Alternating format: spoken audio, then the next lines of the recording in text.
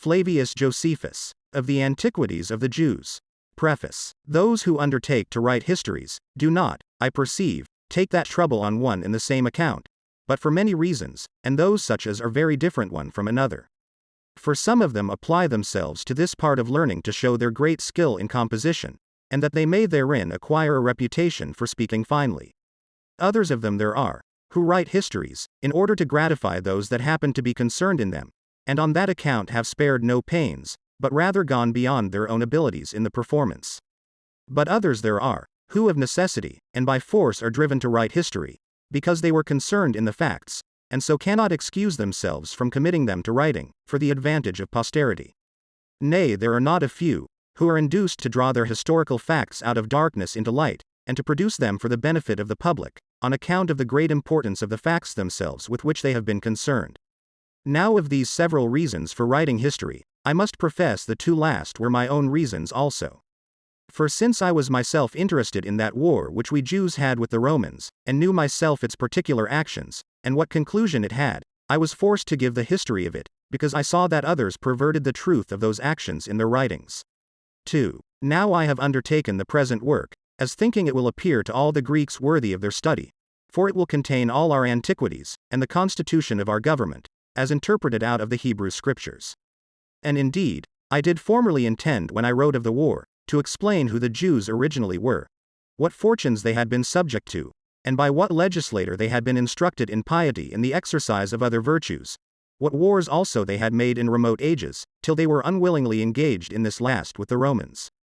But because this work would take up a great compass, I separated it into a set treatise by itself, with a beginning of its own, and its own conclusion.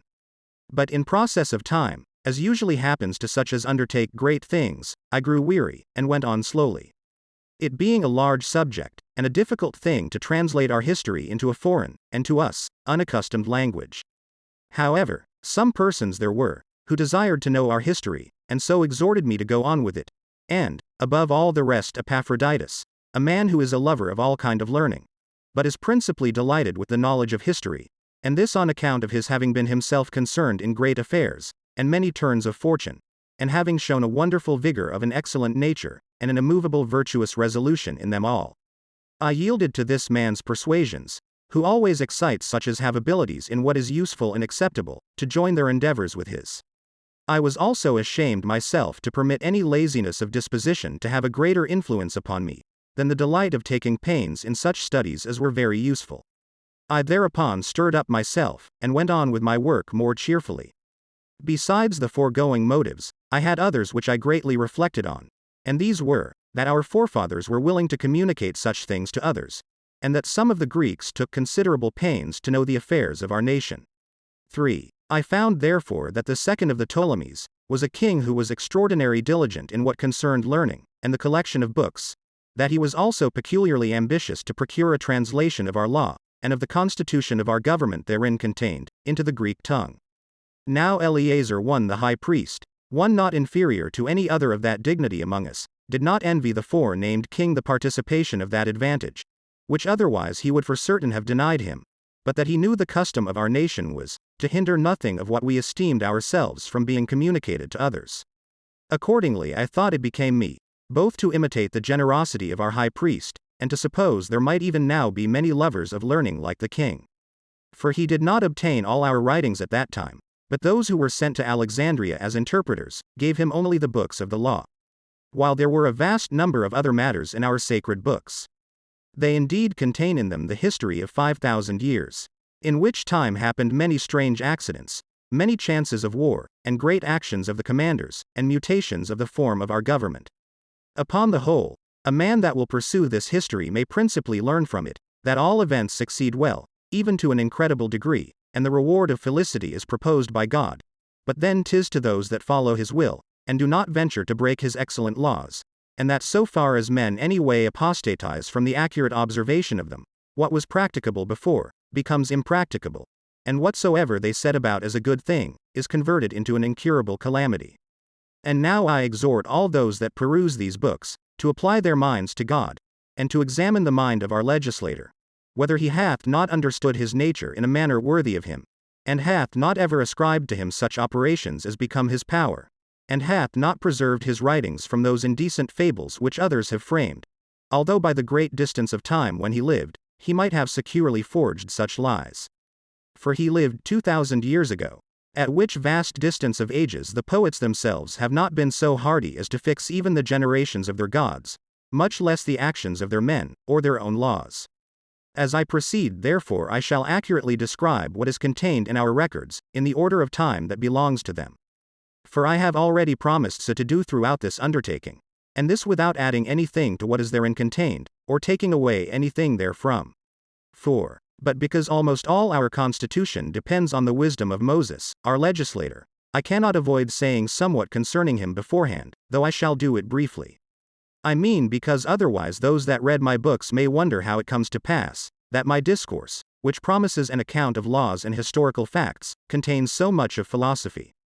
The reader is therefore to know, that Moses deemed it exceeding necessary, that he who would conduct his own life well, and give laws to others, in the first place should consider the divine nature, and upon the contemplation of God's operations, should thereby imitate the best of all patterns, so far as it is possible for human nature to do, and to endeavor to follow after it. Neither could the legislator himself have a right mind, without such a contemplation,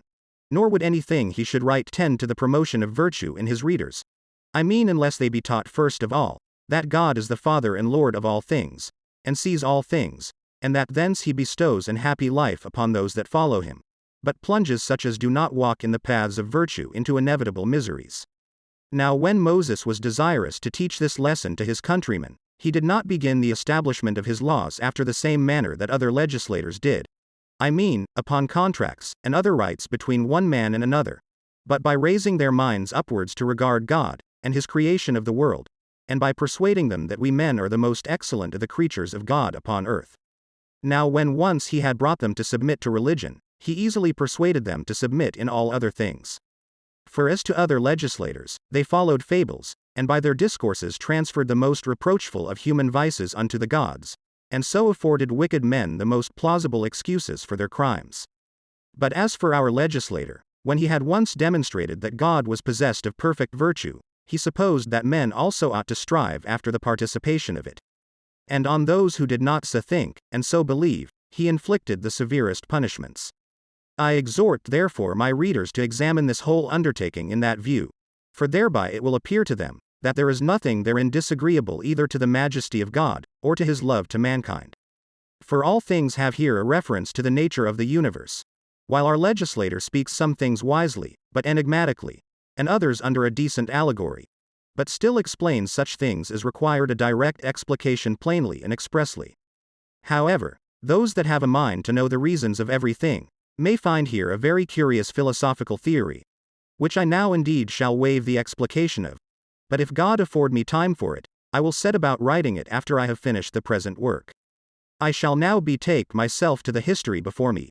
after I have first mentioned what Moses says of the creation of the world, which I find described in the sacred books after the manner following.